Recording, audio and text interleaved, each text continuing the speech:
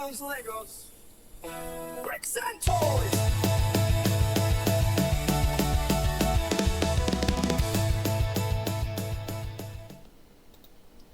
Alright, toy fans, so we've got... This was one of those AliExpress things that was like Lord of the Rings. This set is, it was, I believe, a Lego Ideas set. And it has come and gone. It is no longer available with Lego. It's, I believe, heavily retired. It was not a very big set. But it was one of those that I didn't even realize, because at the time I was not getting into Lego. And I was getting like Mega Constructs and other stuff. But I was like, I was not really getting into Lego. So I happened to see this on AliExpress. I was like, let's try this out. There's obviously some key differences between some of these. We're going to talk about it. Now, I've already packed the instruction sheet away. I'm going to go ahead and give you forewarning about the instruction sheet. It is not very good. Honestly, if you get this and you're like, I'm going to get this and build this, building it from the app is the best thing. And actually, as a matter of fact, go up there. I've got, I believe, a link to one of the videos where we were building it. The app is going to be better. Absolutely 100% better. Now, this is of course, Nazgul and Fellbeast. They've got like two different words. They don't say the Nazgul, it's just Fellbeast. And it's not Lord of the Rings, it's the One Ring. One Ring. Yep. Oh man, I'm trying to remember at this point. It's like one ring to guide them, or like one ring to bring them in the darkness, bind them. I can't remember it all. It's been a while since I've read my Tolkien, so please forgive me. I'll probably remember it after this. Anyways, 277 pieces, really not that big of a thing. Kind of on the lines of how big the Green Dragon build was. We get a Lego picture of the Fellbeast there. It's hard to see for some reason on this box. It's not very good, but it's obviously not. It's supposed to be the Witch King of Angmar, but it's not a very good model. It's some sort of weird computer-generated stuff. Then we get to see it flying here. Ultimate Good versus Evil, 79386.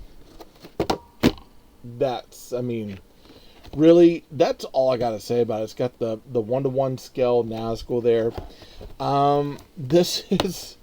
That's the box. And I mean, the box is pretty much destroyed. I probably won't even keep that box around. But here's the model. Now, all in all, like I said, this really felt like a 1-to-1 scale sort of model. Let's see if I can get a little bit more light on him here. If I can get the light out of my face and on him, maybe. Let's see if we can, as Gandalf says, have some more lights. Now, there's a light in my face. Well, that's okay. So anyways, this piece right here, the way it's put together, it is put together just like the Lego one. As far as clutch power, most of it's pretty okay. But there are key things to keep in mind. One of which is our figure itself. It holds pretty good. The cape is a little thin. It doesn't feel like the Lego style cape. It's kind of a cheap plastic sort of cape instead of having a little bit more quality. Though the holes on it are actually nice. There's a little bit more texture. It's not quite so soft goods.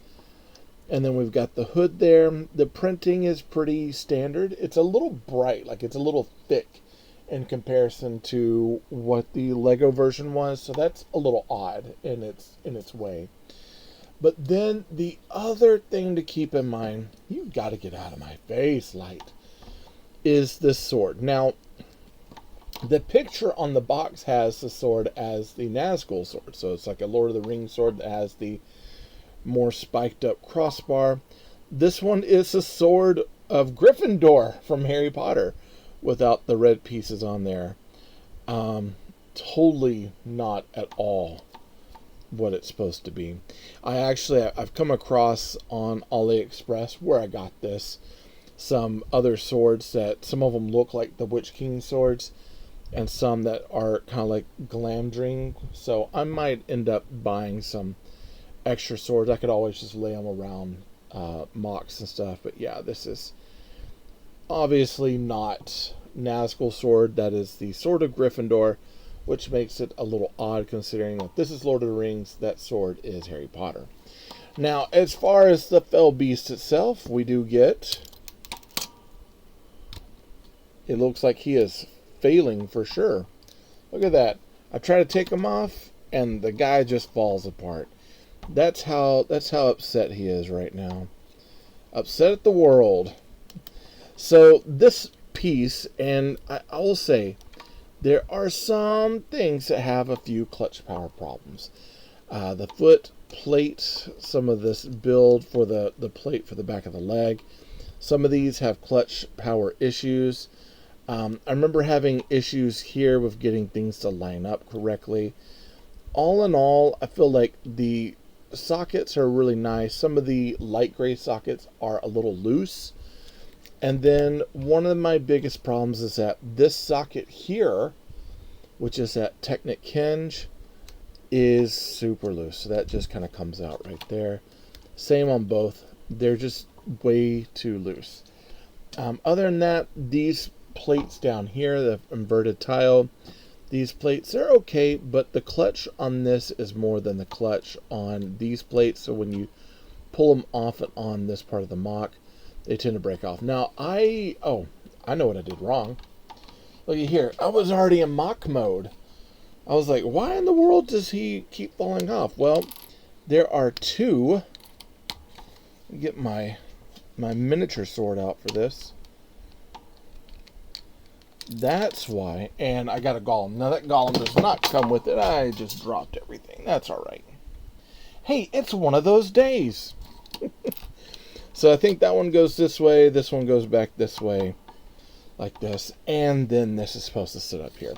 Now, all in all, the fell beast is actually pretty good. Now, this was not the... Surprisingly, they were wanting, I think, like 30 for this. I would try to hit it up on a little bit easier sell. Like, I picked them up, I think, around like 17. 17, I think, is a little bit more piece count for what we're getting. Because the pieces are okay. They're not the absolute best. Got some translucent part of the wings. There's pop-out pieces here. They're not completely die cut all the way through, so some of these can tear if you're not careful. As a matter of fact, when I went to put these pins in, instead of trying to stretch them over because they don't self-heal very well, I took the pin out and then restuck it back in. Now that we have this base here with these two modified tiles on there, now we'll stick it on. Boom. And then that's a lot easier to get off. So all in all, like, the model itself is pretty decent. There are some very loose pieces here and there, which can make it highly aggravating, especially if you've got on the interior, there's a couple of pieces that were not very good, that when you were trying to put it together, they keep falling out or falling off. Like that part of the tail keeps falling off. Am I upset that I have it? No, I'm actually still quite glad that I was able to get it put together, get to experience it. But I will go ahead and tell you, this is not Lego, and definitely not on their quality. So depending, if you're wanting to just take this, mock it into something, and you don't care how stable it is, or you're going to be changing out parts, by all means, AliExpress version might be the way to go. If you are thinking more like, I want this, I want to put it in my Lord of the Rings, pieces, I want it to hold up over time and want to be, playable and all that, spend a little bit more, get the retired Lego set from someone. That might actually be your better answer. So, yeah, that's pretty much all I got to say about this. There is quite a bit of work I've got to do to make this a little more mock-worthy, in my opinion. Including building Osgiliath and putting the hobbits in, and Faramir and the ranger and swords and blood and all that. So there's quite a way to go. This is just my first step. It's okay, but like I said, it's gonna need some work. Hey, listen, I don't have a link for this because this is AliExpress, and AliExpress doesn't actually get put into the shop. So if you want to find this, kind of just look it up. You'll find them around. Just maybe look up One Ring Nazgul Lego, and you're bound to find it. Other than that, listen, if this has reached you and you're been on the fence about this and you're trying to decide whether to get this or not, I'm hoping this reached you and is kind of answering some of those questions to find out if this is something that you want. Because in the end, I want us to be better budgeted brick builders in the long run. That means be able to tell what's good, what's bad, because there's some things on there that are not good, and there's some things on there that are pretty good. And hopefully, as I'm buying stuff on Amazon, AliExpress, Temu, those places where we get kind of off-brand stuff, I'm hoping that some of these can reach you and you can figure out what's good and what's not, right? Hey, listen, if you haven't subscribed, you should subscribe, hit that bell for notifications to be alerted if anything comes from me to you. Like this video, it helps YouTube know that you're liking what I'm making. Share this with somebody. I'm trying to get my viewership up, trying to get us to 1,000 subscribers, so definitely share it out with someone that you think might need this and or wants to watch this. And comment. I love chatting with you all. So that's all I got there. If you want to help out the channel, get something out of the shop down there. I've got an affiliate link for Limabricks, which is an incredible company, and as well as got Amazon shop for parts and pieces I put together, some of which are pretty good. And if I'm gonna put it together and kind of shout it out, put it in shop, you know it's pretty good there. All right. Hey, thank you all for showing up today. I love you all. Jesus loves you more. There's nothing you can do about it. Good luck with the build and happy brick hunting.